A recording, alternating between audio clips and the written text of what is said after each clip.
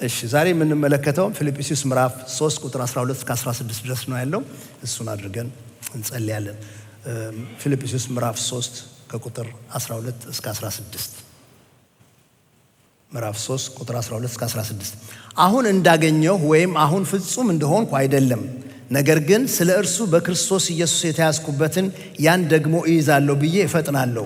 ወንድሞች ሆይ እኔ ገና እንዳልያዝኩት እቆጥራለሁ። ነገር ግን አንድ ነገር አደርጋለሁ፣ በኋላ ያለውን እየረሳው በፊት ያለውን ለመያዝ እዘረጋለሁ። በክርስቶስ ኢየሱስ ከፍ ከፍ ያለውን የእግዚአብሔርን መጥራት ዋጋ እንዳገኝ ምልክትን እፈጥናለሁ። እንግዲህ ፍጹማን የሆንን ሁላችን ይህን እናስብ። በአንዳች ነገርም ልዩ ሐሳብ ቢኖራችሁ እግዚአብሔር ይህን ደግሞ ይገልጥላችኋል። ሆኖም በደረስንበት በዚያ እንመላለስ። ፊልጵስዩስ ምዕራፍ 3 የምንመለከተው ምናልባት የዛሬውን ክፍል ከማየታችን በፊት ግን ትንሽ ሰመሪ ቢሰጣችሁ ጥሩ ነው። ፊልጵስዩስ ምዕራፍ 3 ቁጥር 1 እስከ 3 ድረስ እንደምታስታውሱት የጠቀሳቸው ውሾች፣ ሐሰተኞች፣ ክፎች የሚላቸው አሉ። ለእነሱ ባጸፋው መልስ ሲሰጥ እና እሱም የሚመካበትን ደግሞ ከቁጥር 5 እስከ 11 ድረስ ሲያቀርብ ነው የምንመለከተው። ስለዚህ ከቁጥር 1 እስከ 11 ድረስ በአብዛኛው ያለው ሐሳብ ሲጀምር ከነዚህ ከውሾች፣ ከሐሰተኞች እና ደግሞ ከክፎች ተጠበቁ ይላቸውና እነዚህ ሰዎች በስራቸው በስጋ ስራቸው ሊመኩ የሚወዱ ናቸው። እነሱ የሚመኩበት ነገር ካላቸው ከነሱ ነው ይበልጣለሁ፣ እኔ የምበልጥበትን ብሎ ከቁጥር 5 ጀምሮ የሚበልጥበትን ነገር ያስረዳል። እኔ በዘር ከመጣችሁ እንደነሱ ብቻ ሳይሆን እኔ እበልጣቸዋለሁ። በስምንተኛው ቀን የተገረዝኩ ነኝ፣ ከእስራኤል ዘር ነኝ፣ ያውን ከቢንያም ወገን የተወለድኩ ነኝ፣ ከዕብራዊ ነኝ እያለ የሚበልጥበትን የዘር ነገር ይነግራቸዋል። ስለ ሕግ ደግሞ ከተነሳ እኔ ፈሪሳዊ ነበር፣ ጠንቃቃ ሆኜ ሕግን መፈጽም መጠብቅ ነበርኩ። ስለ ለእግዚአብሔርና ለእግዚአብሔር ለሆነው ነገር ስለ መቅናት ደግሞ ካነሳችሁ የኢየሱስን ቤተክርስቲያን ማሳደድ ነበርኩኝ። ሕግ ስለ መፈጸም ደግሞ ከሆነ የምትናገሩት ያለ ነቀፋ ነበርኩ ብሎ በድፍረት እኔ እበልጣለሁ መመካበትን እስቲ ይቅረብ ካለ ብሎ ይናገራል። እና ከ7 እስከ 9 ግን ነገር ግን ብሎ ያዞረዋል ነገሩ። ነገር ግን ብሎ ይሄ ሁሉ ይጠቅም የነበረውን ነገር በሰው ፊት አንቱ፣ እርሶ፣ እሳቸው የሚያሰኘውን ነገር ፍጹም ብፁዕነታቸው የሚያስብል የሚመስል ነገር በሙሉ ስለ ጌታዬ ስለ ኢየሱስ ክርስቶስ ዕውቀት ብቻ አይደለም የሚለው፣ ከዕውቀት ሁሉ ስለሚበልጠው ትልቅ ዕውቀት ኢየሱስን ስለማወቅ እንደ ጉድፍ፣ እንደ ጉዳት፣ አዎ እንደ ጉድለት ቆጥሬዋለሁ ብሎ ይናገራል። ሁሉን ነገር አምጥቼ በስጋ ሰርቼ ደርሼበት የማገኘው ነገር ሁሉ ቢነጻጸር ኢየሱስን ከማወቅ ጋር ባመዛዝነው ይሄንን አጥቶ ወደዚህኛው መሮጥ ጉድለት ነው፣ ጉዳት ነው፣ ጉድፍ ሆኖ አግኝቼ ጥየዋለሁ ብሎ ይናገራል። ስለምን? ከእውቀት ሁሉ ስለሚበልጠው ስለ ኢየሱስ ክርስቶስ ዕውቀት እሱን አውቅ ዘንድ ብሎ ይናገራል። ታዲያ እንዲህ አይነቱ ሰው ምንድነው የምትፈልገው ብለው ሲሉት ቁጥር 10 እስከ 11 ድረስ ምንድነው የሚለው? ክርስቶስንና የትንሣኤውን ኃይል እንዳውቅ በስቃዩ ተካፋይ እንደሆነና በሞቱም እሱን እንድመስለው እመኛለሁ፣ ለሙታን ትንሣኤም እንድደርስ እናፍቃለሁ። እንዴት ያለ ሙሉ ጥንቅቅ ያለ ህይወት ነው ማለት! የቀደመውን ህይወቱን የሚያኮራ የሚመስለውን ነገር አሽቀንጥሬ ጥያለሁ ብሎ አሁን ሙሉ ለሙሉ ፊቱን አዝሮ ያንን እንደ ጉዳት ኪሳራ ቆጥሮ አንድ ነገር ብቻ የሚፈልግ ሰው ኢየሱስን ማወቅ፣ እሱን መምሰል፣ በልምምድ በተግባር ኢየሱስን መምሰል፣ ባካሄድ ኢየሱስን መምሰል ቢሆንለት ደግሞ ለሙታን ትንሣኤ ሙታን ተነስተው በአዲስ አካል በጌታ ፊት በሚቆሙበት በወዲያኛው ህይወት ለሙታን ትንሣኤ መድረስ እፈልጋለሁ ብሎ ይናገራል። እንዲህ አይነት ህይወት ይዞ ይሄንን እያራመደ በተግባር የሚሄድ ሰው ካያችሁ ልትቀኑበት ይገባል። እሱን መምሰል ግድ ይላል። ምን ነው እሱን ባረገኝ የምንለው አይነት ነው የሚሆነው። እና አሁን ምን ቀረው ታዲያ? ያንን ከተወ፣ ያንን እንደ ጉዳት እንደ ኪሳራ ቆጥሮ በየዕለቱ ወደዚህኛው ነገር ፊቱን አዝሮ ይበልጥ ወደሚያተርፈው ዘላለማዊ ነገር ከእውቀት ሁሉ ወደሚበልጠው ታላቅ ወደ ሆነው ወደ ኢየሱስ ክርስቶስ ዕውቀት ኢየሱስን በተግባር በመታዘዝ እሱን የትንሣኤውን ኃይል እየተለማመደ ወደ ማወቅ የዞረ ሰው ምን ቀረው ይባላል። እሱ ግን ምን ይላል? እስከ ሙታን ትንሣኤ እንድደርስ ብሎ የለም እዛ ጋር እስኪደርስ ድረስ በመካከሉ ምን እንደሚሰራ ዛሬ ይነግረናል። እስከዚያው ድረስ አሁን ምን ላድርግ ብሎ ይጠይቅና በአሁንና አሁን በሚኖረው ክርስትና ህይወቱና በሚመጣው መካከል እንዴት እንደሚኖር በጣም አስተካክሎ ነው ያስቀመጠልን። በቃ ክርስቶስ አድኖኛል አንድ ጊዜ እሱ ጀምሮታል በህይወቴ እሱ ጨርሶታል ብዬ እኔ ከረዳሽ ሆኜ ልኑር ወይስ የኔ ድርሻ አለበት ብዬ በተጠንቀቅ የኔን ድርሻ በየዕለቱ እያደረኩኝ ልቀጥል? እነዚህ ሁለት ኤክስትሪሞች አሉ በክርስቲያኖች መካከል። የምትሰሟቸው ትምህርቶችም ሁሉ በእነዚህ ሁለት ኤክስትሪም መካከል ያሉ ጦርነቶች ናቸው። እኔ በእነሱ መካከል እየሰማን ጊዜያችን የምናጠፋበት ምክንያት የሚኖረን አይመስለኝም። በደንብ ዛሬ ከተደማመጥን ከዛ ውስጥ እንወጣለን። ምክንያቱም በጌታ ከዳንን በኋላ የሚኖረው ነገር ሁለት ምርጫ አድርገው ነው የሚያቀርቡት። ወይ ጠቅልለን ጌታ ሰርቶታል ጨርሶታል፣ ከዛ በኋላ እኔ ምንም ማድረግ የማይገባኝ የማያስፈልገኝ አይነት ነፃ ሰው ነኝ ብለን ለሁሉ ነገር ልቅ የመሆን፣ ወይም ደግሞ እዚህኛው ተራ ሆኖ ሁሉን ነገር በራስ እንደሚደረግ አድርጎ እንድናየውና እንድንጨነቅ የሚመጣ የሃይማኖተኝነት መልክ ነው። ጳውሎስ መካከለኛ ነገር ነው የሚነግረን። ጌታችን ኢየሱስ ክርስቶስን አንድ ሰው ጠየቀው። ሉቃስ ምዕራፍ 13 ላይ ታገኙታላችሁ። ሉቃስ 13 ከቁጥር 23-24 አንድ ሰው ወደ ኢየሱስ መጥቶ ጌታ ሆይ የሚድኑ ጥቂቶች ናቸውን አለው። እርሱም እንዲህ አላቸው፣ በጠበበው በር ለመግባት ተጋደሉ እላችኋለሁና ብዙዎች ሊገቡ ይፈልጋሉ አይችሉም። ጌታ ያቀረበው የጠበበ በር አለ ይላል። የጠበበ በር አለ። ይሄ የጠበበው በር በራሳቸው ጽድቅ የሚታመኑ ሰዎች ሊገቡበት አይችሉም። ኩራታቸው ብዙ ነው፣ አያስገባቸው። ይሄ የጠበበው በር የዓለምን ክብር ለሚያሳድዱ ሰዎች አይሆንም። እዛ ውስጥ የእግዚአብሔር ክብር ነው ያለው። ይሄ የጠበበው በር የዓለምን ግሳንግስ ነገር ሀብት ብቻ በሐሳባቸውና በልባቸው እየተመኙ እየፈለጉ ለሚሮጡ ሰዎች አይሆንም። እዚያ ውስጥ ያለው የሰማይ ሀብት ነው። ይሄ የጠበበው በር ሰው ከነሸክሙ ከያዘው ሸክም ጋራ ልግባ ቢል በሩ አያስገባም። ጥሎ ነው ሰውየው መምጣት ያለ። ምናልባትም ጎንበስ ብሎ ምናልባትም ተንበርክኮ የሚገባበት ነው። ልክ አሁን ካዝና ጋር ሰው ያሁኑ ካዝና እንዴት እንደሚሆን አላውቅም፣ ግን የድሮ ካዝና ማቀው ትልቅ ነው፣ ክብደቱ አቻዩ ነው እና ብዙ ጊዜ ከታችን የሚቀመጠው ስትፈልጉ ተንበርክካችሁ ነው ካዝናውን ከፍታችሁ ሀብት የምታገኙት። እና እንደሱ ነው። ይሄ የጠበበው በር ልክ እንደዚህ ነው። ወርዶ ተንበርክኮ ሰው ሌላውን ነገር ጥሎ የሚያገኘው ነገር ነው። ለጳውሎስ ክርስትና ደማስቆ መንገድ ላይ ኢየሱስን ስላየው አይበቃም።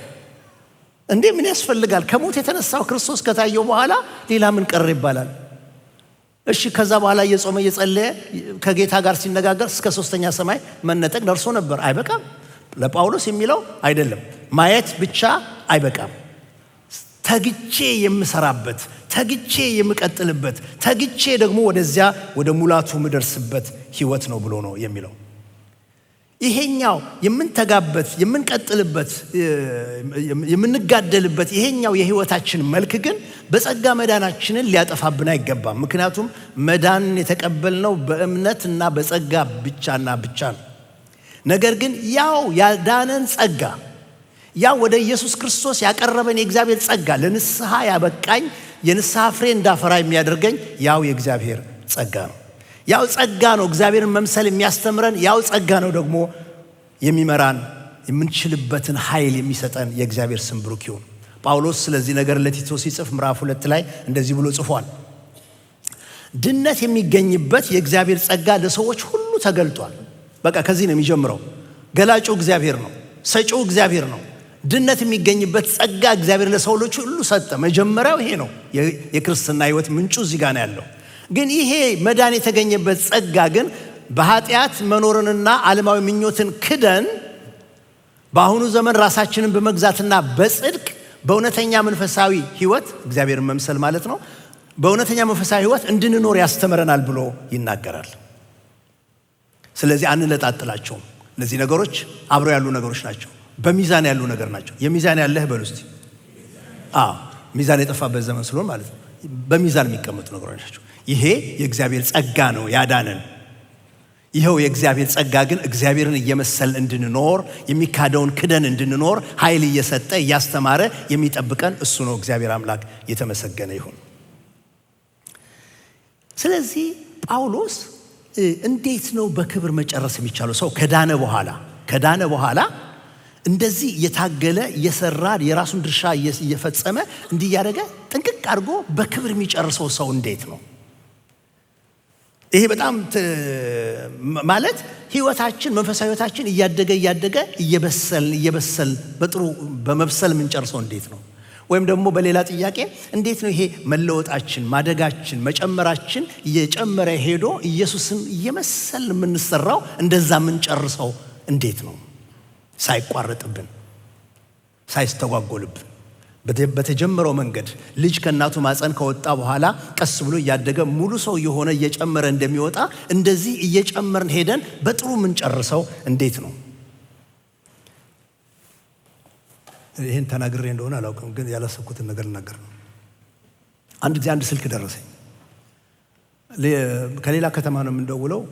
እንዲህ አይነት ከተማ ውስጥ ነው የምንኖረው።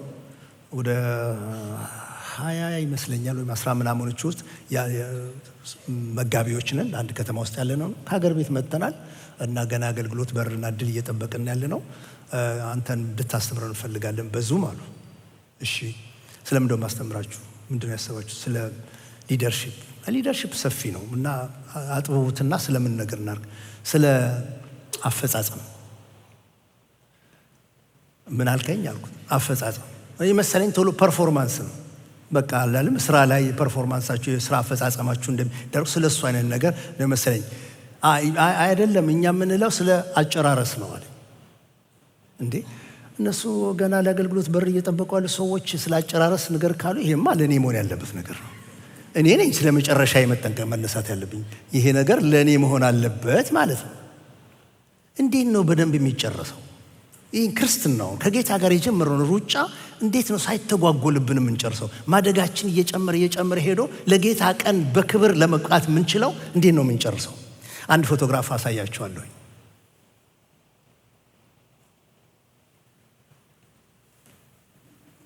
አመጣዋል። እሺ፣ ይሄ ዚዳን ይባላል። የፈረንሳዩ ተጫዋች ብሎ የጣሊያኖች ነው የነበሩና በጊዜው ያዩ ሰዎች ቢናገሩ ጥሩ ነው፣ ግን ያው እኔ ያቀርብላችኋለሁ። የፈረንሳዩ ተጫዋች ዚዳን ሚድፊልደር ነው፣ ደግሞ የፈረንሳይ ቲም መሪ ነው። በኋላ የማድሪድ ቲም ኮች ሆኖ የሰራ ሰው ነው። በጣም የታወቀ ሰው ነው። በጣም ስኪልፉል የሆነ ስመጥር የሆነ እግር ኳስ ተጫዋች ነው። በ2006 የዓለም እግር ኳስ ዋንጫ ጊዜ ጣሊያንና ፈረንሳይ 1-1 ሆኑ። ሙሉን ደቂቃ ከዛ በኋላ ደግሞ የተጨመረላቸውንም ደግሞ ተጨማሪ ደቂቃ ጊዜ ሁሉ በ1-1 ቆዩ ማለት ነው። እና የዛለት ምንድነው የሆነው? በሹታውት ሪጎሬ በመምታት መፈጸም ስለሌለበት ያን ሹታውት በሚያደርጉበት ጊዜ የዚዳን የሱ አቻ ደግሞ ጣሊያኖቹ ጋር ያለ የታወቀ ተጫዋች አላቸው። ማርኮ ይባላል። ማርኮ ልክ የሚመጣጠነው የሚፎካከረው ተጫዋች ነው። ግን ብዙ ሰዎች ልብና ተመልካች ሀሳብ ያረፈው ፈረንሳይ ታሸንፋለች ብለው እየተጠባበቁ ነው ያሉት። በሹታውቱ ስኪልፉል የሆነ መሪ አላቸው። ድንገት እነዚህ ሁለቱ አጠገብ ላጠገብ ሲሄዱ የጣሊያኑ ምን እንዳለው እግዚአብሔር ይወቅ። በኋላ ብዙ አይነት ተብሏል። ብቻ የሆነ ነገር አንድ ነርቡን የሚነካ ነገር ነገረው ማለት ነው። ዞር ብሎ እንዲህ የምታዩት ደረቱን በቴስታ መታው እና ወዲያው ያኛው ይወድቃል። ዳኞቹ ይመካከሩና ይህን መቺውን ያስወጡታል። ከዛ በኋላ ውጤቱን መገመት ትችላላችሁ። ዋና ግባቸው፣ ዋናው አጥቂያቸው፣ አምበላቸው ነው የወጣው። ውጤቱ የሆነው 5-3 በሆነ ግብ ተሸንፈው ወጡ። የዛለት የመጨረሻ ግጥሚያው ነበር ለዚዳን። ከዚህ በኋላ ሪታየር ሊያደርግ የዓለምን ዋንጫ በልቶ በጥሩ ሁኔታ ሌጋሲውን አስቀምጦ በድል ሊወጣ ያለበት ነበር። ግን ያቺ ፈተናዋ ጊዜ መጣች እና ያንን አጣ። እንዴት ነው ወደ ሀገሩ የሚገባው? እንዴት ነው ወደ ህዝቡ የሚመለሰው? በጣም ከባድ ነው። ምንድነው ይህን የጀመርነውን የክርስትና ህይወታችንን ይህን የጀመርነውን ሩጫችንን ይህን የጀመርነውን ከጌታ ጋር ያለውን ጉዟችንን አገልግሎታችንን በክብር እንድንጨርስ የሚያስፈልጋል። ምን ብናደርግ ነው? ይሄ እናንተንም የሚያሳስባችሁ ነገር ነው ብዬ አስባለሁ። እኔም ጋር ያለ ሐሳብ ነው። ጳውሎስ ሁላችን የምንቀናበት አገልጋይ ነው ሲሉ ይበቃናል። ጳውሎስ ሁልጊዜ ሁላችን የምንቀናበት አገልጋይ ነው። ይህ ጳውሎስ የተባለው የህይወቱ ስኬት ሚስጥር ግን እዚህ ክፍል ውስጥ ነው ያለው። እዚህ ቦታ ላይ እንደተናገረው ሌላ ቦታ ላይ አልተናገረው። እንዴት እንደተሳካለት እንዲሳካለት ምን አድርጎ አጥብቆ እንደያዘ የሚናገረው እዚህ ክፍል ስለሆነ ዛሬ እሱን በእናንተ ፊት አቀርባለሁ። የመጀመሪያው ጳውሎስ የሚለው ምንድነው? አንደኛ ነጥቤ አግኝቻለሁ ወይም ደረስኩበት ብዬ አልረካም፣ እጣጣራለሁ፣ እፈጥናለሁ ነው የሚለው። ጥቅሱን እናንብበው። ፊልጵስዩስ ምዕራፍ 3 ከ12-14 ይህን ሁሉ አግኝቻለሁ ወይም ፍጹም ሆኛለሁ ማለት አይደለም፣ ነገር ግን ክርስቶስ ኢየሱስ እኔን የራሱ ያደረገበትን ያን እኔም የራሴን ለማድረግ እጣጣራለሁ። ወንድሞቼ ሆይ እኔ ገና እንደያዝኩት አድርጌ ራሴን አልቆጥርም፣ ነገር ግን አንድ ነገር አደርጋለሁ፣ ከኋላዬ ያለውን እየረሳሁ ከፊቴ ወዳለው እዘረጋለሁ። እግዚአብሔር በክርስቶስ ኢየሱስ ወደ ላይ ስለጠራኝ ሽልማት ለመቀዳጀት ወደ ግቡ እፈጥናለሁ። ይሄ የሚገርም ነው። እግረ መንገድ ልናነሳው የምንችለው ትህትናውን ያሳያል። እንደዛ አይነቱ ሰው ወርዶ እኔ አግኝቼዋለሁ፣ ደርሼበታለሁ፣ ፍጹም ሆኛለሁ ማለት አይደለም። እንዳያስኩት እንኳ አልቆጥርም። ሁለት ጊዜ በአሉታዊ መንገድ ነው የሚናገረው። በትህትና እርግጠኛ ሆኖ የሚነግረን ነገር ካለ እኔ የምቆጥረው እንዳላገኘሁት ገና እንዳልደረስኩበት ነው ብሎ ይነግረናል። እንዴት ያለ ትህትና ነው! እና ለምንድን ነው እንደዚህ ማለት ያለበት ብዬ ሳስብ ተፎካካሪዎቹ ከፍ ብለን ባየነው ክፍል በስጋቸው የራሳቸውን ጽድቅ የሚቆጥሩ ሰዎችም የደረሱ አድርገው ስለሚቆጥሯቸው፣ የበሰሉ አድርገው ስለሚቆጥሯቸው በነዛ ዘንድ እንዲህ ስለሆነ ነገሮች የሚታዩት ጳውሎስም ምን ብሏቸዋል? ኧረ እኔ እበልጣለሁ፣ አንዴ ይምጣ ይቅረብ፣ እኔ እበልጣለሁ ብሎ እሱ የሚፎካከርበትን ስላቀረበ የእሱ ሂሳብ ሲታሰብ ፊልጵስዩስ ቸርች ውስጥ ያሉ ሰዎች ዋው ጳውሎስማ ደርሶበታል፣ ጳውሎስማ አግኝቶታል የሚል ስህተት ውስጥ እንዳይወድቁ። ኖ ይሄም ሁሉ ሆኖ አልደረስኩበትም፣ አላገኘሁትም፣ አልያዝኩትም። እንደውም የአረፍተ ነገሩ ግስ አቀማመጥ አግኝቼዋለሁ ብዬ አላስብም የሚለው ኃላፊ ግስ ነው። ማለት ደማስቆ መንገድ ላይ እርሱ ታይቶኝም ተገልጦልኝም እንኳ በዚያን ጊዜ አግኝቼዋለሁ ብዬ አይደለም።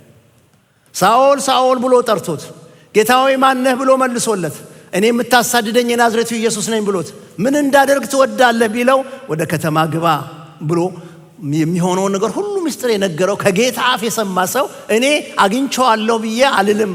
ፓስቴንስ እዛ ጋር እንኳ አላገኘሁትም።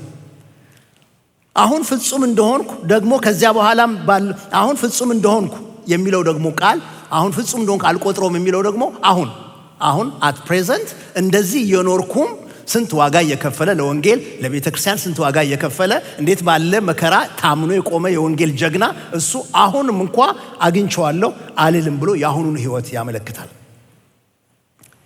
እኔ የምለው በመንፈሳዊ ህይወታችን እያደግን እየጨመርን እየበሰልን ስንሄድ ወይም ሲሰማን ምን አይነት ስሜት ነው የሚመጣብን? አሜን። የሰዎች አድናቆት ሲመጣ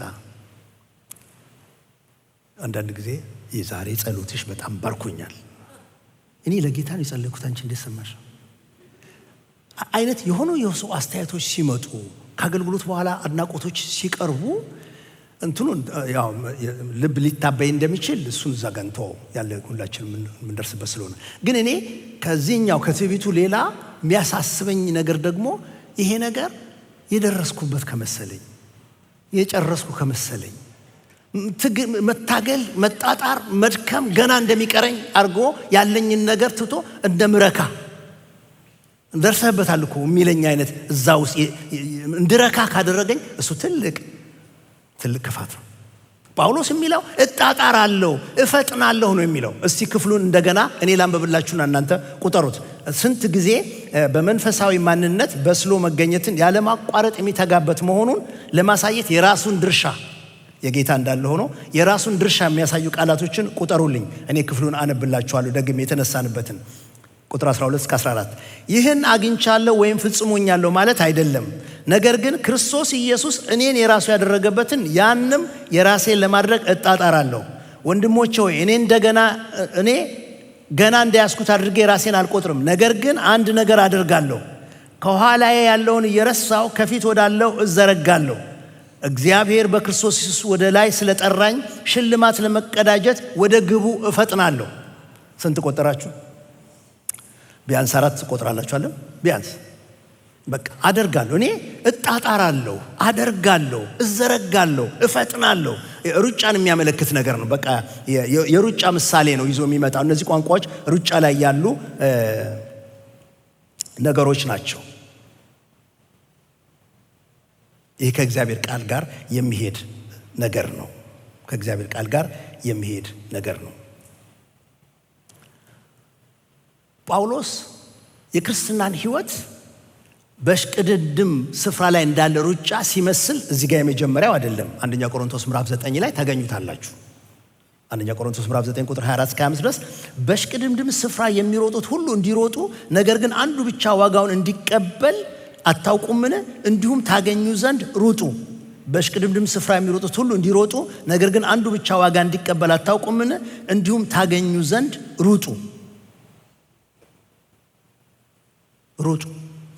በቃ ክርስትናን ሕይወት የሚያሳየው በሩጫ ነው። ለመሸለም ሩጡ። ሁላችንም ሯጮች ነን። የምንሮጠው አንዱን ጠልፈን አንዱን ጥለን እኛ ቀድመን ለመጓዝ ሳይሆን፣ በውድድር መንፈስ ሳይሆን የምንሮጠው እግዚአብሔር እንድንሮጥበት ያዘጋጀልን ትራክ አለ። እኛ በመረጥነው ሳይሆን እሱ በመረጠልን፣ እኛ በፈቀድነው ሳይሆን እሱ በፈቀደልን ትራክ አለ የገባንበት። ጌታ እኛን ባገኘ በጠራ ቀን ያስገባን ትራክ አለ። ይሄ ነው መስመር፣ በዚህ ትሮጣለህ ተብለናል። በመስመራችን እንጠበጥባለን፣ እንሮጣለን። ጳውሎስ የሚለው በቃ ትሸለሙ ዘንድ ሩጡ። የክርስትና ሕይወት እንዲህ አይነት ጥረት፣ ታታሪነት፣ እጣጣራለሁ፣ አደርጋለሁ የሚል ነገር የሚጠየቅበትም ነው። ሁለተኛ ጢሞቴዎስ ምዕራፍ 2 ቁጥር 5 ላይም እንደዚህ ይላል ጳውሎስ የኛ ድርሻ እንዳለበት የሚያመለክት ነገር። ሌላ ጥቅስ ልጨምርላችሁ። ሁለተኛ ጢሞቴዎስ ምዕራፍ 2 ቁጥር 5 ደግሞ በጨዋታ የሚታገል ነፃ ትግል፣ ሬስሊንግ ማለት ነው። ሬስሊንግ ውስጥ ያለ ማንም ቢሆን እንደሚገባ በሕጉ በስርዓቱ እንደሚገባ አድርጎ ባይታገል ባያደርገው የድሉን አክሊል አያገኝም። አዎ የገባንበት ሕይወት በእግዚአብሔር ጸጋ የተቀበልነው ነው። በዚያው በተቀበልነው በእግዚአብሔር ጸጋ ኃይልና ብርታት ግን እንሮጣለን፣ እንታገላለን ድል እስክናገኝ ድረስ። ለምንድን ነው ይህን ማድረግ የሚያስፈልገን? ግን ፐርፐዙን ይነግረናል ጳውሎስ። ይህ ሁሉ ጥረት፣ ይህ ሁሉ ግረት፣ ይህ ሁሉ ድካም፣ ይህ ሁሉ ልፋት ምንድን ነው ከተባለ ግን ጳውሎስ እዚህ ጋር የሚናገረውን ቶሎ ተናግረው ወደ ሁለተኛው ነጥብ ይገባላችኋለሁ። ቁጥር 12 ይህን አግኝቻለሁ ወይም ፍጽሞኛለሁ ማለት አይደለም፣ ነገር ግን አሁን ምክንያቱን ይናገራል። ክርስቶስ ኢየሱስ እኔን የራሱ ያደረገበትን ያን እኔም የራሴ ለማድረግ እጣጣራለሁ። ኮንቲኒየስ ቴንስ ነው። ክርስቶስ ኢየሱስ እኔን የያዘበትን የራሱ ያደረገበትን እኔም ደግሞ ለማግኘት እጣጣራለሁ ማለት ምን ማለት ነው? የኦሪጂናል ቋንቋ የሚናገረው ምንድን ነው? ጌታ ኢየሱስ ጳውሎስን ሲያገኘው ያዘው።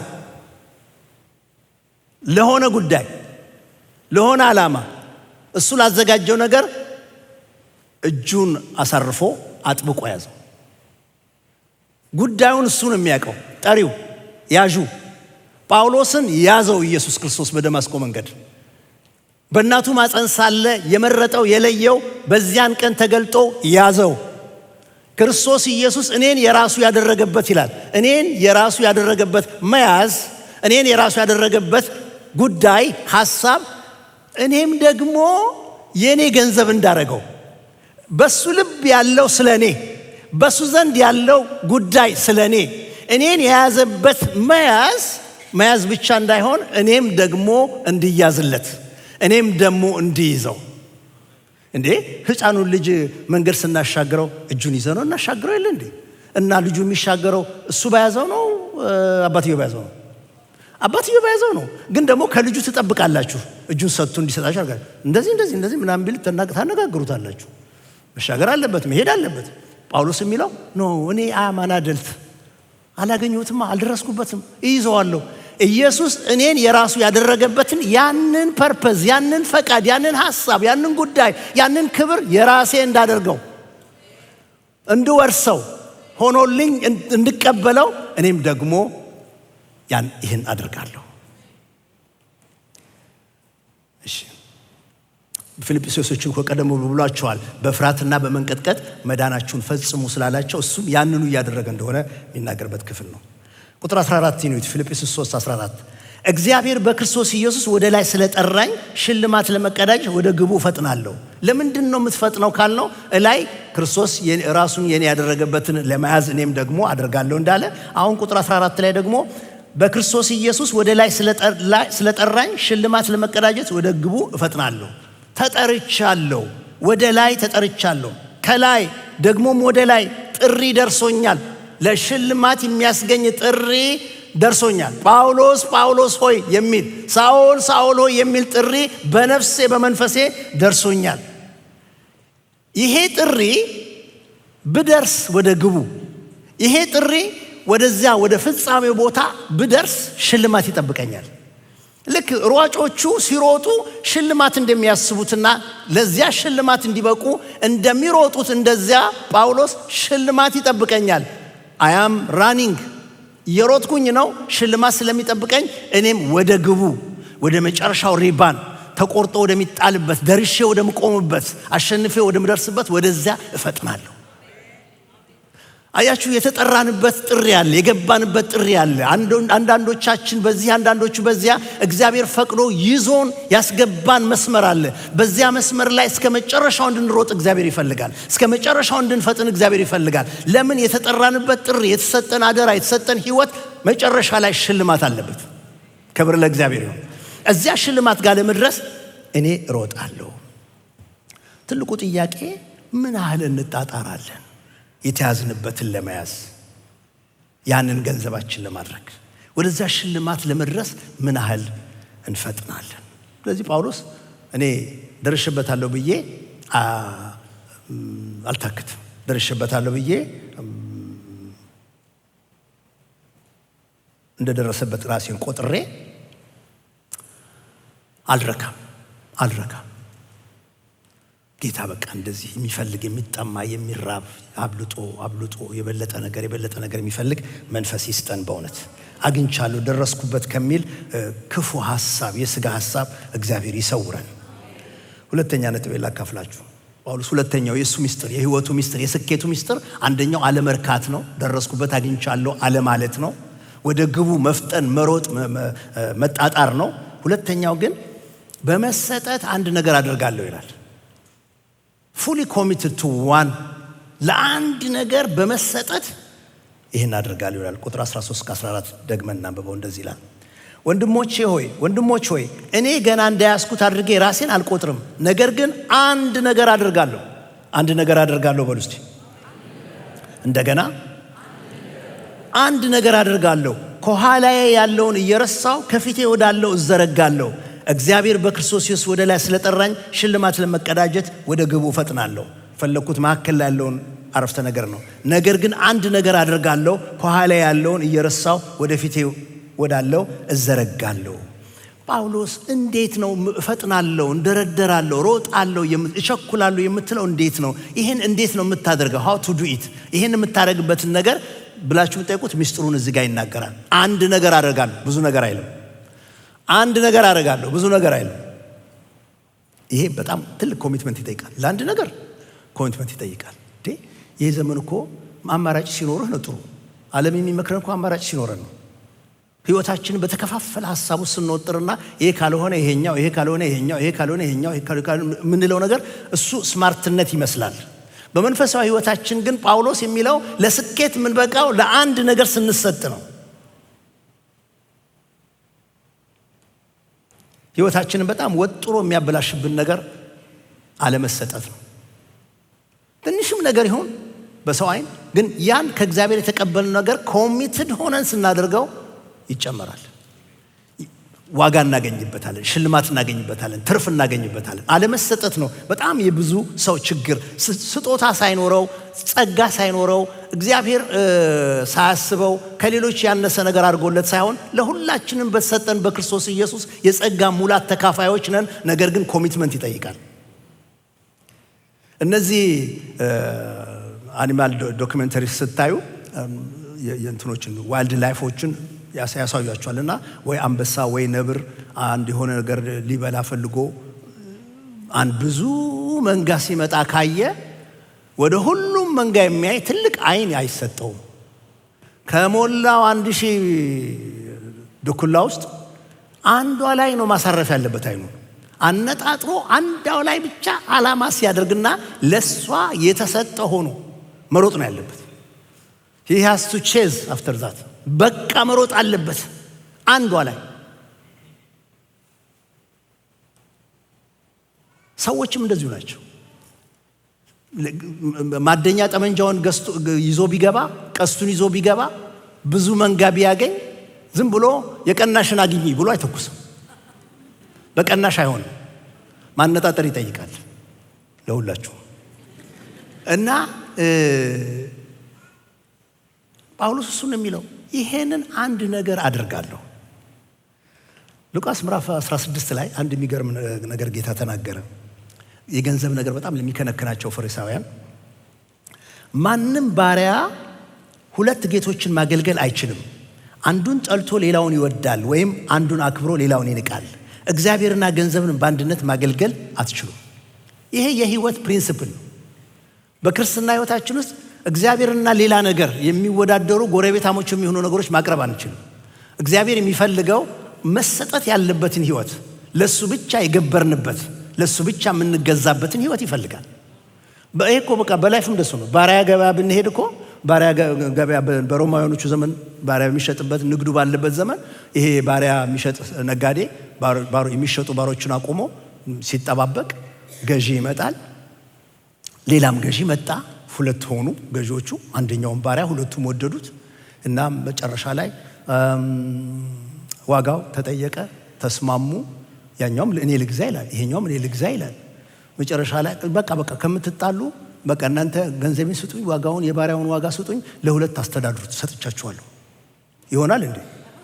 አይሆንም እኮ አይሆንም። ሰው ለ2 ጌቶች መሆን የሚችል ባሪያ የለም። ለአንዱ መሆን ይኖርበታል። ጌታ የሚለው እንደሱ ነው። ይሄ የላይፍ ፕሪንሲፕል ነው። ለአንድ ነገር መሰጠትን እግዚአብሔር ይስጠን። ለአንድ ነገር ትዳር ቢሆን እንድንሰጥለት ይፈልጋል። አገልግሎት ቢሆን እንድንሰጥለት ይፈልጋል። እግዚአብሔር በትምህርት ቦታ ካስቀመጣችሁ የተሰጠ ተማሪ እንድትሆኑ ይፈልጋል። እግዚአብሔር በሰጣችሁ ፕሮፌሽን በምትሰሩበት ቦታ ሁሉ ለዚያ ነገር የተሰጠ እንድትሆኑ ይፈልጋል። በአንድ ጊዜ አንድ ነገር ብቻ ልባችሁ አስቦ እግዚአብሔር ባስቀመጣችሁ ቦታ መኖርን እግዚአብሔር ይስጣችሁ። ጴጥሮስ 3 ጊዜ እንደካደ ታውቃላችሁ። ጌታ ከትንሣኤ ከተነሳ በኋላ ጠየቀው። ምዕራፍ 21 ላይ ዮሐንስ ወንጌል ታገኛላችሁ። በልተው ካበቁ በኋላ ዮሐንስ ወንጌል ምዕራፍ 21 በልተው ካበቁ በኋላ ኢየሱስ ስምዖንን ጴጥሮስን የዮና ልጅ ስምዖን ሆይ ከነዚህ አብልጠህ ትወደኛለህን አለው። እርሱም ጌታ ሆይ እንደምወድህ አንተ ታውቃለህ አለው። ኢየሱስም ጠቦቶቼን መግብ። 3 ጊዜ ነው ይሄን ነገር የተነጋገሩት። 3 ጊዜ ነው። ለምን? ከዚህ በኋላ ጌታ ከሄደ በኋላ በመንፈስ ቅዱስ ጴጥሮስ የሚኖረው ኑሮ ኮሚትመንት ስለሚጠይቅ ከነዚህ ይልቅ ትወደኛለህ፣ ከነዚህ ይልቅ ትወደኛለህ፣ ከነዚህ ይልቅ ትወደኛለህ። ወንድሞች ሆይ እግዚአብሔር ለሰጠን ሩጫ ኮሚትድ ያደርጋል። ኮሚትመንት የሚጠይቅ ነገር ነው። በዚህ አይነት መሰጠት ውስጥ አንድ ነገር እያደረግን ስንቆይ ስኬት እናገኛለን። አንድ ቪዲዮ ላሳያችሁ። ቪዲዮ ክሊፑን አሁን ለቀዋለን። ግን ምናልባት ቪዲዮ ክሊፑን ከመለቀቃችሁ በፊት እኔ አንድ ነገር ብናገር ደስ ይለኛል። እኔ አንድ ነገር ልናገር። የጳውሎስ የሚለው ይሄን አንድ ነገር አድርጋለሁ ይልና ከኋላ ያለውን ነገር እየረሳው፣ ድገሙ እስቲ፣ ከኋላ ያለውን እየረሳው ፎርጌት ማድረግ፣ ኔግሌክት ማድረግ፣ ኦቨርሉክ ማድረግ፣ ኬር ነቲንግ፣ በቃ ከሀሳብ ከልብ ማስወጣትን የጨመረ ነገር ነው። ጳውሎስ ምንድነው ከኋላ የሚረሳው ነገር? ከኋላማ የሚረሳው ነገር ቤተክርስቲያን እንዳሳደደ፣ አንዳንድ ጊዜ የሰራውን ኃጢአት፣ ድካሙን ብቻ አይደለም፣ ስኬቱንም እንኳን የተሳካለትን እግዚአብሔር በሱ ተጠቅሞ የሰራውን ሰዎች ያመሰግኑበትን የሚባልበት ነገር ካለው እሱንም እንኳን ሁሉ ቢሆን ወደፊት ከሚሄደው ጋር ሲነጻጸር አዋጣኝም ወደ ኋላ ማየት የኋላዬን እየረሳው ነው ወደፊት የሚሄደው። ይሄንን ጥበብ እግዚአብሔር ይስጠን። አያችሁ ወደ ኋላ ስንመለከት የሚመጣ ጉዳት ስላለ ነው መንፈስ ቅዱስ ይሄን የሚነግረን። ስንት ጊዜ ነው ወደ ኋላ እንድንመለከት ሰይጣን የሚያደርገን? ስንት ጊዜ ነው ወደ ኋላ እንድንመለከት ስጋ የሚጎተጉተን? ወደ ኋላ መመልከት የሚያመጣውን ጣጣ አንድ ቪዲዮ አሳያችኋለሁ።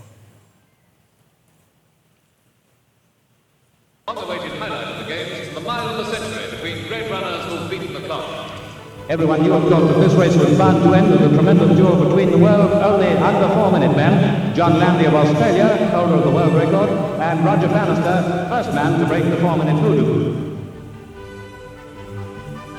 The end of the first lap, Landy goes out in front, setting a killing pace to try and blunt the famed Bannister finishing burst. The final lap. Despite Landy's early terrific pace, Bannister is still there, a relentless pursuer, right at his shoulder. 300 yards to go. Still no finishing kick from Bannister. As the Landy plan succeeding, then comes the answer. Watch Landy look back over his left shoulder as Bannister passes him on the right.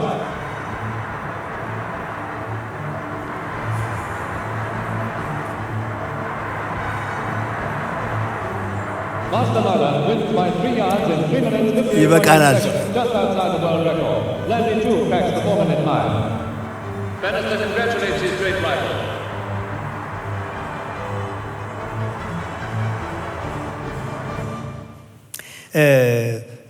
የሚራክል ማይል ነው የሚባለው። 1 ማይል በ4 ደቂቃ ውስጥ መጨረስ ነው። እነዚህ ሁለቱም ወጣቶች ባንስተር እና ላንዲ ሁለቱም አንደኛው ከእንግሊዛዊ ነው፣ አንደኛው ፊንላንዳዊ ነው። ሁለቱም ይህን 1 ማይል 4 ደቂቃ የሚጨረስበትን የዓለም ሪከርድ ሰብረዋል። ባንስተር በ3.59 ሲጨርስ ላንዲ ግን የሚሉት ፊንላንዳዊ ግን በ3.58 ነው የጨረሰው። ሁለቱም ሪከርድ ሰብረዋል ከያገሮቻቸው። አሁን ቫንኩቨር ውስጥ ይገናኛሉ። ሁለቱም ሪከርድ ያላቸው ናቸው። የዓለምን ሪከርድ በጥሰው ነው የመጡት። አሁን ሁለቱ ሊጋጠሙ ዋና ተጋጣሚዎች ሆነው ነው የመጡት። ኦገስት 7 1954 ላይ ነው ይሄ የተከናወነው። ላንዲ የሚባለው ይሄ ፊንላንዳዊው የሚታወቀው ሁሌ ከፊት መሮጥ ነው። ብዙ ሩጫዎቹን ከፊት ነው የሚሮጠው፣ ከፊት ነው የሚጨርሳቸው።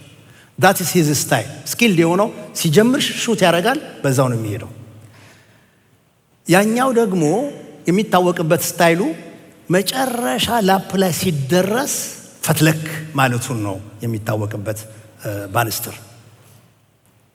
እነዚህ ሁለቱ በሚወዳደሩበት ጊዜ እዚህ ላይ እንዳያችሁት ከፊት ይሮጥ የነበረው ላንዲ የሮጠ የመጨረሻው ላፕ ጋር ሲደርስ ሊደርስበት አልቻለም። አንድ ቦታ ላይ በ15 ፊት ሁሉ ይቀድመዋል። በቃ ሊደርስበት አልቻለም። ግን ድንገት ወደ ግቡ በሚደረስበት ቅርብ ቦታ ላይ የተፎካካሪው እንትን ኮቴ ጠፋበት፣ መስማት አቃተው እና የት እንዳለ ማወቅ ስለፈለገ ዞር አለ። በስተግራው በኩል አይታችሁታል ብዬ አስባለሁ። ልክ ዞር ሲል ይሄኛው በቀኝ በኩል ነበር፣ ሄደ። ሊደርስበት አልቻለም። ለምን? ዞር ያለ ሰው ተመልሶ መጥቶ ከፊቱ ያለውን አደጋ አይቶ እንደገና ኃይሉን አጠነካክሮ እስኪነሳ ድረስ የትየሌሌ ነው። ገባ፣ ቀደሙ። የዛን ቀን በቃ እንደዚህ ነው የሆነው። በቃ ትልቅ ነገር ነው የሆነው። ይሄንን ስሙኝ። ሁለቱም የነበረውን 4 ደቂቃ በጥሰዋል። ሁለቱም የሚመሰገኑ ሆነዋል። ግን በዚያ ዕለት ዞር በማለቱ ምክንያት ስለሆነ ይሄኛው ያጣው። ቫንኩቨር ከተማ ውስጥ ስትሄዱ የምታገኙት ከብሮንዝ የተሰራ ሐውልት አለ። 2 ሰዎች ሯጮች ናቸው። አንደኛው ወደ ቀኝ እንደዚህ ዞሮ በግራ በኩል እንደዚህ ዞሮ ያያል። ይሄኛው ደግሞ ወደፊት ትንሽ ገፋ ብሎ ሁለቱም ጎን ለጎን በመዳብ በብሮንዝ ሰርተውላቸዋል። የሚገርም ነገር ነው። እና በዛን ጊዜ ወደ ግራው የዞረው ላንዲ ሲናገር ምን አለ? እንግዲህ አለ ግሬስፉሊ ነው የተቀበለው። እንግዲህ ወደ ኋላ በመዞር ምክንያት የብሮንዝ ሐውልት የተሰራለት ብቸኛ ስፖርተኛ ሆኛለሁ ማለት ነው አለ ማለት ነው። ይህ ከጌታ ቃል ጋር ይስማማል። ሉቃስ ምዕራፍ 9 ቁጥር 61 እና 62 ላይ አንድ ጥቅስ ታገኛላችሁ። ሌላውም ሰው ጌታ ሆይ መከተልስ እከተልሃለሁ፣ ነገር ግን ልመለስና መጀመሪያ የቤቴን ሰዎች እንድሰናበት ፍቀድልኝ አለ። ኢየሱስ ግን እርፍ ጨብጦ ወደ ኋላ የሚመለከት ሰው ለእግዚአብሔር መንግሥት የተገባ አይደለም። በቃ ቁርጥ ያለ ነገር ነው። በጣም ቁርጥ ያለ መመሪያ ነው። ሰው ወደ እግዚአብሔር መንግሥት መግባት ከፈለገ ደርሼበታለሁ ብሎ ቁጭ ብሎ አይሆንም። መታገል አለበት። ያውም ሲታገል ደግሞ ኮሚትድ ሆኖ ወደ ግራ የለም፣ ወደ ቀኝ የለም፣ ወደፊት። ወደ ኋላ የሚያይ ሰው እርፍ ተይዞ ወደፊት ነው የሚታረሰው። እርፍ ይዞ እንደዚህ የሚል ሰው ወደ ኋላ እያየ እንደማያደርገው እንደዛው ነው። ሄር ኢዝ ዘ ፕሪንሲፕል። ጌታን የተከተለ ሰው፣ ጌታን የተቀበለ ሰው፣ ከጌታ ጋር መንገድ የጀመረ ሰው፣ የሰማያዊ ጥሪ የደረሰው ሰው፣ ክርስቶስ የተገለጠለት ሰው ያለው አማራጭ አንድ ወደፊት ነው። እኔ የምለው ይሄ እርፍ ምናምን ስንል አሁን የእርሻ ነገር ስለሆነ ምናልባት ለሁሉ ግልጽ ላይሆን ይችላል። በመኪና ላምጠው። መኪና ስንነዳች ሬር ቪው ሚረር አለች አይደል? እዚህ ሾፌር አጋለችው ቁልጭ ለምታምር ነገር ደስ የምትል ደስ ትላለች። በቃ ነገሯ ራሷ ክፈፏ ምናምኗ ከተወለወለች አትቆሸሽም፣ ደስ ትላለች። አንዳንድ ቀን አይናችንን እናይበታለን፣ ጥርሳችንን እናይበታለን፣ ደስ ትላለች። ግን በእሷ እየተጠቀምኩኝ ወደፊት መሄድ እችላለሁ ወይ? ይቻላል ወይ? እንዴ ሰፊ መስታወት ከፊት እያለልኝ፣ አገር የሚያሳይ መስታወት እያለልኝ፣ ሳልጋጭ በሰላም በጤና የምደርስበት መስታወት እያለልኝ ለምንድን ነው በዚህኛው የምሞክረው? ግን ይገርማችኋል፣ የብዙዎቻችን ህይወት በሬር ቪው ሚረር ብዙ ይቸጋገራል። በቃ ሰይጣን ያመጣል። እንደውም በዚህ ዘመን እኮ ሕክምና ወይም ሌላ ነገር የሚመስለው እኮ ወደ ኋላ ይጎትተዋል። የሆነ ነገር ችግር አለ የሚል ስትነግራቸው ወደ ኋላ ጎትቶ እናት እንዲህ ነበረባቸው፣ አባት እንዲህ ነበረባቸው፣ እናንተ ቤት እንደዚህ የሆነ ሰው አለ፣ አንተ አንዳንዴ በልጅነት እንደዚህ ነገር ውስጥ ገብተሃል ከሆነ 6-7 ጥያቄ በኋላ አዎ ከዛ በኋላ ቃልለው ወደዛ ነገር ውስጥ ወደ ኋላ ነው የምንጎትተው። እንዴት አድርገ ነው ወደ ኋላ እየጎለጎልክ ወደፊት የምትሄደው? የሚባሉት ነገሮች እንኳን ሁሉ እውነት ቢሆኑ፣ በእናቴ በአባቴ በአክስቴ በራሴ በልጅነቴ የሆነብኝ ነገር ሁሉ እንኳን እውነት ቢሆን፣ ዋናው ቁም ነገር እነዛ ነገሮች አሁን እንዳይገዙኝ ነው፣ አሁን እንዳይዙኝ ነው፣ አሁን ወደፊት መሄድ እንዳይከለክሉኝ ነው። ነገሩ ያለው እዚህ ጋር ነው እንጂ የኋሎቹን ነገር በመጎልጎል የማመጣው ነገር ስለሌለ ነው። እርሳው። ጮክ ብላችሁ እርሳው በሉ እስቲ፣ እርሺው በሉ እስቲ እንደገና። በቃ ያለፈውን ነገር ጳውሎስ እንደሚለው እኔ የኋላዬን እረሳለሁ እንዳለ የኋላውን መርሳት ግድ ነው። ወደፊት መሄድ ከፈለግን የኋላውን መርሳት ግድ ነው። መርሳትን እግዚአብሔር ይስጣችሁ። የተሳካም ቢሆን ያልተሳካ ነገር፣ የሆነልንም ቢሆን ያልሆነልን ነገር፣ የተጎዳንበት ቢሆን የተደሰትንበት ነገር፣ ለይቅርታ የተቸገርንበት ነገር ቢሆን ሌላም ነገር ቢሆን ወገኖች ሆይ if it is behind you ከእናንተ ኋላ ጊዜው አልፎ የመጣችሁና ዛሬ ከደረሳችሁ ዛሬ በእግዚአብሔር ፊት እርሱት። ጳውሎስ ሚስጥሩን ሲናገር አንድ ነገር አረጋለሁ የሚለው ወደ ኋላ ያለውን መርሳት ብቻ ሳይሆን ወደፊት እዘረጋለሁ ይላል። ይሄ ወደፊት እዘረጋለሁ በኦሪጂናል ቋንቋው straining toward, reach out, reach forth ወደፊት በቃ አንድ ነገር ለማግኘት የምንወጠርበት የምንጣጣርበት የምንዘረጋበት ነገር የሚያሳይ ነገር ነው።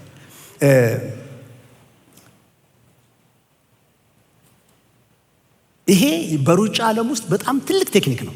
ይሄ ሮጣችሁ መድረሻው ቦታ ላይ ስትደርሱ የምትጣጣሩት ነገር ትንፋሽ፣ ጉልበት ያለው ነገር በሙሉ የሚውለው እዚህ ፊት ለፊት የደረስክበት ሪበን ጋር ለመድረስ ነው። እና እንደዚህ ሮጠህ የማትደርስበት ከሆነ እንደዚህም ብለው ቢሆን ይገባሉ፣ እንደዚህ ብለው ይገባሉ። በቃ በሆነ ነገር ብቻ ተጣጥረው ያችን ቀድሞ ማለፍ ይፈልጋሉ፣ መንካት ይፈልጋሉ። ጳውሎስ የሚለው ኖን የኋላውን መርሳት ብቻ ሳይሆን አንጠፍጥፌ አቅሜን ጉልበቴን ሁሉ አንጠፍጥፌ ከፊቴ ወዳለው ለመድረስ እጣጣራለሁ፣ ሮጣለሁ፣ ዘረጋለሁ። ስትሬኒንግ አውት ፔን ሊኖረው ይችላል፣ ብዙ ውጊያ ሊኖረው ይችላል። እሱን ሁሉ አድርጌ I will reach forth በቃ ወደፊት ለመድረስ ብለው ነው የሚሄዱት። ምናልባት በደንብ ካልገለጽኩት አንድ ቪዲዮ አዘጋጅቼላችኋለሁ። ቪዲዮ ልቀቁት እስቲ።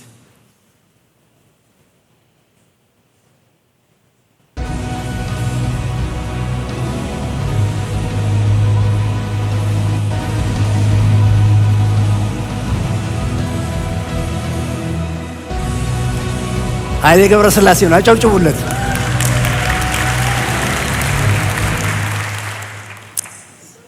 አይገርምም? አያችሁታል? ተሯሩጦ ስንት ማይሉን ሄደው እዛ ጋር ሲደርሱ እኩል ናቸው። ግን በሆነ ደቂቃ እሱን ያለበትን ነገር አይታችኋል። እንደዚህ ብሎ ይሄ ሁሉ እንትኑ አጥንቶቹ እስከሚታዩ ትንፋሹ ወጥሮ ነው የመጣው። ጳውሎስ የሚለው እሱን ነው። እኔ ወደፊት እዘረጋለሁ፣ ወደፊት ባለኝ ኃይል ሁሉ ሮጣለሁ። የማስተርፈው ነገር የማስቀምጠው ነገር አይኖረኝም። ዕብራውያን 12 ቁጥር 1 እና 2 እንደዚህ ይላል። ጳውሎስ ለዕብራውያን ሰዎች የጻፈው መልእክት ላይ እንዲህ ይላል፣ እንግዲህ እነዚህን የመሳሰሉ ብዙ ምስክሮች እንደ ደመና በዙሪያችን ካሉልን ስታዲየምን ማሰብ ትችላላችሁ። ሸክም የሚሆንብንን ሁሉ በቀላሉም ተብትቦ የሚይዘንን ኃጢአት አስወግደን በፊታችን ያለውን ሩጫ በጽናት እንሩጥ። በቃ ይህ ሁሉ ተመልካች ባለበት ስለሆነ የምንሮጠው አንደኛ የምናስወግደውን አስወግደን፣ ሸክም የሚሆን ነገር ትብታብ የሚሆነውን ነገር አስወግደን፣ ሁለተኛ በጽናት ሩጫችንን እንቀጥል። የእምነታችን ጀማሪና ፈጻሚ ፍጹም አድራጊ የሆነውን ኢየሱስን ተመልክተን ብሎ ይናገራል። ምን ይሆን ሸክም የሚሆንብን ነገር? ከመሮጥ የሚከለክለን ነገር፣ ከመዘርጋት የሚከለክለን ነገር ምን ይሆን? ብዙ ነገር ውስጥ አትግቡ። ጀስት ጊዜያችንን እንፈትሽ። ምናውለው ጊዜያችንን ለምንድን ነው? ገንዘባችንን እንፈትሽ። ገንዘባችንን የምናወጣው ለምንድን ነው? በጌታ እውቀት በክርስቶስ እውቀት ለማደግ የምናደርገውን እንፈትሽ። እነዚህ 3 ነገሮች ከፈተሽን እንደርስበታለን። የትኛውን ማስወገድ፣ የትኛውን ማስወጣት፣ የትኛውን መቁረጥ እንዳለብን እናውቃለን። ጳውሎስ ለዚህ ነው አንደኛ ቆሮንቶስ ምዕራፍ 9 ቁጥር 26 ላይ እንደዚህ ያለው፣ ስለዚህ እኔ ግብ እንደሌለው ሰው በከንቱ አልሮጥም፣ ደግሞ ነፋስ እንደሚጎስም ሰው እንዲያው አልጎስምም፣ አልታገልም። በቃ ለአንድ ነገር ተሰጥተን የኋላውን እየረሳን ለፊቱም ማንዘረጋ ከሆነ ጳውሎስ የሚለው ግብ እንደሌለው ሰው በከንቱ መሮጥ ነው የሚሆነው። ከነፋስ ጋር ቦክስ ግብ እንደሚገጥም ሰው ይሆናል። ጌታ ከዛ ይጠብቀን። የትኛው አይነት ሯጭ እንሆን? ዓላማ እንዳለው ወይስ እንደሌለው? ሸክሙን አስወግዶ ሩጫውን በጽናት እንደሚሮጠው ወይስ ነፋስ ጋር እንደሚታገለው? ዮሴፍን አስቡት። ዓላማ ነበረው። እግዚአብሔር የወደፊቱን እንዳየው እሱም አይቶ ነው የኖረው። ወንድሞቹ የሆነ ቦታ ላይ መጥተው በቃ የወንድሞችህን እንዳትጎዳ ይልሃል አባትህ ብለው እንደሚነግሩት አይነት ነገር አልነበር። እሱ ልክ እነሱ እንደሱ ሲሉ ምን ነካችሁ? ይሄ እኮ እናንተ ለጉዳት አድርጋችሁት ከሆነ እግዚአብሔር እኮ ለሰው ማዳን አድርጎታል። አገር የሚተርፍበት ነው ያደረገው። ምንም የሚደርስባችሁ ነገር የለም። ገና የሚቀጥል የረሃብ ዘመን አለ፣ በህይወት ትኖራላችሁ ብሎ እግዚአብሔር እንደሚያየው ነው የሚያየው። እግዚአብሔር የሩቁን ማየት ይስጠን። እግዚአብሔር እንደሚመለከተው መመልከት ይስጠን። የወደፊቱን የምናይበት አይኖች እግዚአብሔር ይትከልልን። ሶስተኛው የጳውሎስን ምስጢር ላካፍላችሁና እጨርሳለሁ። ጳውሎስ የሚለው ሶስተኛው ያልደረስኩበት ነገር ካለ እግዚአብሔር በጊዜው ይገልጥልኛል ነው የሚለው። አንዱ የህይወት መመሪያ እሱ ነው። ሁሉም ባንዴ አናቅም። የማናውቀው ነገር ካለ ባለማወቃችን መጣላት የለብንም። ባለማወቃችን ግን እግዚአብሔር ይገልጥልኛል ብለን መኖር ነው ያለብን። ጳውሎስ እንደዚህ ነው የሚለው ፊልጵስዩስ ምዕራፍ 3 ቁጥር 15 እስከ 16 እንዲህ ይላል፣ እንግዲህ እኛ ብስለት ያለን ሁላችን ነገሮችን በዚህ ሁኔታ ማየት ይኖርብናል። በአንዳንድ ነገር የተለያየ አስተሳሰብ ቢኖራችሁ እግዚአብሔር እርሱንም ይገልጥላችኋል። ሆኖም በደረስንበት በዚያ እንመላለስ። እንዴት አስገራሚ መመሪያ ነው! ምክንያቱም ቸርች ውስጥ ያለው ሰው ሁሉ አንድ አይነት ደረጃ ሊሆን አይችልም። ሁላችንም አንድ አይነት መረዳት ላይኖረን ይችላል። ስለዚህ ይሄንን የሚልበት ዋናው ነገር ህብረቱ የፊልጵስዩስ ቸርች እንዴት ነው እንደዚህ አይነት ልዩ ልዩ አይነት አመለካከት፣ ልዩ ልዩ አይነት ደረጃ የመረዳት ደረጃ ላይ ያሉ ሰዎች ህብረታቸውን ጠብቀው መኖር የሚችሉበት ብሎ የሚናገረው። እኔ እንደዚህ የኋላዬን እየረሳ ወደፊት የምዘረጋው ወንድማችሁ ከኔ ጋር እናንተም እንደዚህ የምትሮጡ ሁሉ እንደዚህ የምትሮጡ ሁሉ አልረካሁም ብላችሁ እየጣራችሁ እየፈጠራችሁ ያላችሁ ሁሉ ከኔ ጋር አብራችሁ የምትጥሩ በሙሉ እኛ ሁላችን ብስለት ያለን ሁላችን ይሄ ስፒሪቹዋል እንትን ነው፣ ግሮዝ ነው፣ ማቹሪቲ ነው። የምትበስሉ ራሱንም ጨምሮ እንደዚህ የበሰልን ሁሉ መንፈሳዊ የሆንን በሙሉ እይታችን እንደሚከተለው ይሁን ብሎ ሁለት ነገር ይነግራቸዋል። ቸርች ውስጥ ሁሉ እኩል ባይሆን እይታችን እንደዚህ ሁለት ይሁን ብሎ ሁለት ነገር ይነግራቸዋል። አንደኛ በአንዳንድ ነገር የተለያየ አሳሰብ ቢኖራችሁ እግዚአብሔር እሱንም ይገልጥላችኋል። ችግር የለም። አንድ ነገር አልገባ ቢለኝ ምን ችግር አለ? ከወንድሜ ጋር ከእህቴ ጋር መጣላት የለብኝም። እግዚአብሔር ስለሚገልጠው። ጌታ የሚናገር አምላክ ነው የሚገልጥ አምላክ ነው። የተቀበልነው መንፈስ እኮ ዮሐንስ ወንጌል ምዕራፍ 16 ቁጥር 13 ላይ የሚለው የእውነት መንፈስ በመጣ ጊዜ ወደ እውነት ሁሉ ይመራችኋል፣ ከራሱ አይናገርምና የሚሰማውን ብቻ ይናገራል፣ እንዲሁም ወደፊት ስለሚሆነው ነገር ይነግራችኋል። የሚገልጥ መንፈስ አለ፣ የሚናገር እግዚአብሔር አለ በመካከላችን ያለ። በእያንዳንዳችሁ ሕይወት ውስጥ ያለ አንድ ሰው የተለየ ሐሳብ ካለው እግዚአብሔር እሱንም ይገልጥለታል። ደግሞ ሆኖም በደረስንበት እንመላለስ። ግን ይሄ በደረስንበት እንመላለስ ምን ማለት ነው? ኦልሬዲ እዚህ ድረስ እስኪመጣ ድረስ የተቀበለው እውነት አለ። እዚህ ድረስ እስኪደርስ ድረስ ያገኘው ብርሃን አለ። እዚህ ድረስ እስኪደርስ ድረስ የተቀበለው ዕውቀት አለ። ይሄንን አይጣለው። ይሄንን ትቶ ወደ ኋላ አይመልከት። ይሄንን ይዞ ወደፊት የሚቀጥልበትን እግዚአብሔር እስኪገልጥለት ድረስ በዚህ ይመላለስ። ማለት በብርሃን ተመላለሱ፣ በጥበብ ተመላለሱ፣ በፍቅር ተመላለሱ እንደሚለው ሳይቆም ወደ ኋላ ሳይመለከት መሄዱን ይቀጥል፣ መመላለሱን ይቀጥል። በደረሰበት በተረዳው እየታዘዘ እየጸለየ እየለመነ ይቀጥል። ወገኖች ህብረት የሚተርፈው እንደሱ ሲሆን ነው። እንዲህ አይነት የበሰለ አመለካከት ሲኖረን ህብረታችን ይጠበቃል፣ ቤተሰቡ ይጠበቃል። የተለየ ሐሳብ ሲመጣብን ፈጥነን መለያየትን ከማሰብ ፈጥነን ተቃውሞውን ከማሰብ አመፅን ከማሰብ የሚሻለው እግዚአብሔር እስኪገልጠው የተረዳነውን እውነት ይዘን በመመላለስ ነው። ብዙ ሰዎች ያገጥሟችሁም የእግዚአብሔር መንፈስ ቅዱስ ስጦታዎች በእነሱ ህይወት ስላልሰራ ወይም ስላልተለማመዱት ስጦታውም የለም እግዚአብሔር መንፈስ ቅዱስም እንኳን የለም ብለው የሚሉ አንዳንዱ ያገኘውን መብል ሁሉ ይበላል፣ አንዳንዱ ደግሞ እየለየ ይበላል። በዚህ መለያየት አለብን። አንዳንዱ ቅድስናን ካለባበስ ጀምሮ ያየዋል፣ አንዳንዱ ቅድስና የልብ ጉዳይ ነው ብሎ ይሄዳል። ብዙም ያነጋግሩን ነገሮች አሉ።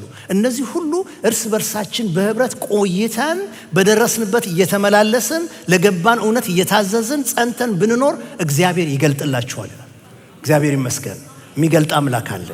ይሄ ደግሞ ያዕቆብ ከሚለው ጋር ይስማማል። ያዕቆብ ምዕራፍ 1 ቁጥር 5 ላይ እንደዚህ ይላል፣ ከእናንተ ማንም ጥበብ ቢጎድለው ሳይነቅፍ በልግስና ለሁሉም የሚሰጠውን እግዚአብሔርን ይለምን፣ እሱም ይሰጠዋል። እግዚአብሔር ይሰጥሃል፣ እግዚአብሔር ይሰጥሻል።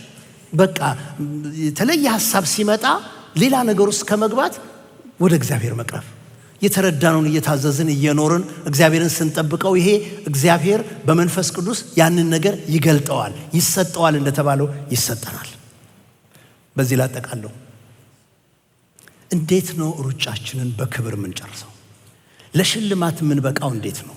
ወደ መጨረሻው ወደምንጠብቀው ክብር፣ ሙላት፣ ብስለት ኢየሱስን ማወቅ፣ ኢየሱስን መምሰል፣ ወደ ሙታን ትንሣኤ ጳውሎስ የተመኘው ጋር እኛ መድረስ የምንችልበት መንገድ አንደኛ አለመርካት፣ በደረሱበት አለመርካት። እጣጣራለሁ፣ ሮጣለሁ፣ ፈጥናለሁ የሚል መንፈስ ያስፈልገናል። ሁለተኛ ግን ለአንድ ነገር የተሰጠን ሰዎች እንሁን። ያ አንድ ነገር ለጳውሎስ ኢየሱስን ማወቅና መምሰል ነው። ለአንድ ነገር እንሰጥ። ያንን የምንገልጽበት መንገድ፣ የምንኖርበት መንገድ የኋላውን እየረሳን ወደፊት በመዘርጋት ነው።